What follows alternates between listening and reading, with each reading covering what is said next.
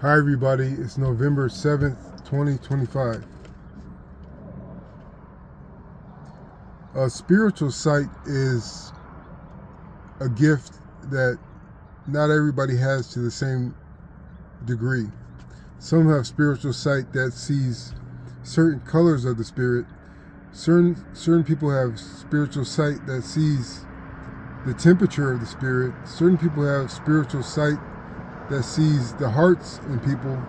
So we all have our different brands of spiritual sight. And the key is to recognize what they are, what you are good at tuning into.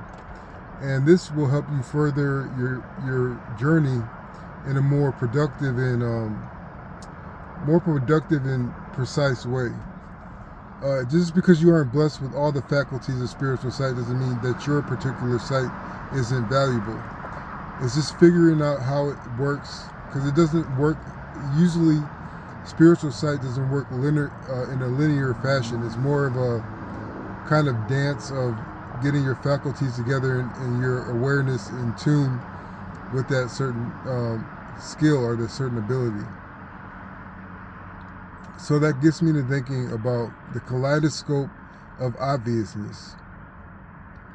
So to break it down a little bit, I guess I would say, like, many times the obvious sneaks up on us, like the certain, like the saying that the frog in the pot, if you boil the water in increments subtly, the frog will stay in the water until it's boiled and dead. And sometimes that's how the obvious creeps up on us. The obvious will be there from the beginning, and you will be doing your business, you'll be handling your tasks, and it's there, but it's so common and so uninteresting and so neutral, and so it blends in that the obvious will be there with you until it is blatantly obvious and painfully obvious, and it's in your face, and now you have a whole situation you have to deal with. And I guess the way to get around that is just to, every once in a while, take stock, take a tally, take inventory of your life to see if there's any incongruencies that you are facing in your life. And it may seem like a small thing at first, but as we all know, small things turn into big things when they're left unattended. So to get out of the way of such of a situation popping up on you, I want to say is to develop an anxiety, because you don't want to do that. It's just developing a certain willingness for more work. The more work it takes to look around, to notice things that other people may not see. Because another thing is that people can't see your life like you see your life. So you can't rely on other people to point out things for you. Sometimes, many of the times, we have to be that person that looks out for our own interests.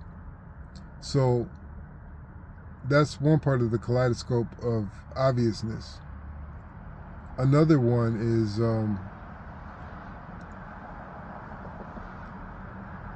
is conversation with others. When you're talking to somebody, and this is more on their end, when you're talking to somebody or you have a certain relationship with somebody, any type of relationship, sometimes they will talk to you and they will leave out what is obvious to them because they think it is obvious to you too. And so you will come on to many arguments and many misunderstandings and many near misses because the whole time they are expecting you to realize what's obvious in their particular experience, and you're talking to them lovingly and innocently, and you're trying your best, but it's never good enough because you don't know that they have a big planet hovering over them, but they know that very well, and they act like you know that too, but they necessarily don't want to talk about it, or they just think you already noticed it. So this may cause lots of problems and lots of clashing in relationships.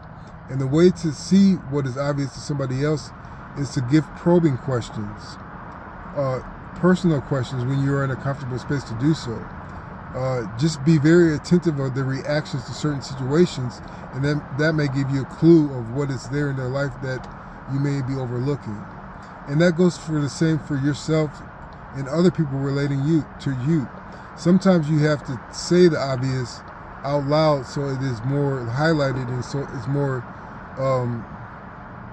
it's easier for them to notice and to understand you.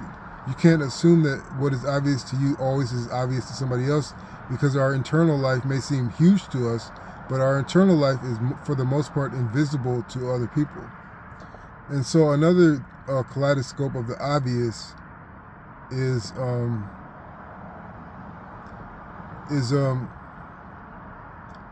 like self-gaslighting yourself.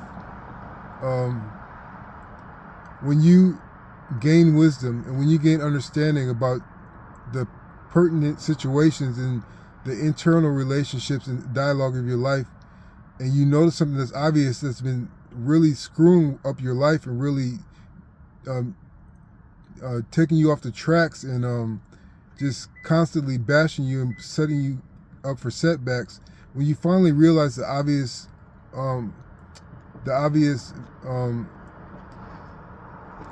aspect or the obvious antagonist that is doing this in your life, you may gaslight yourself to saying like, oh, I didn't see that. What else am I missing?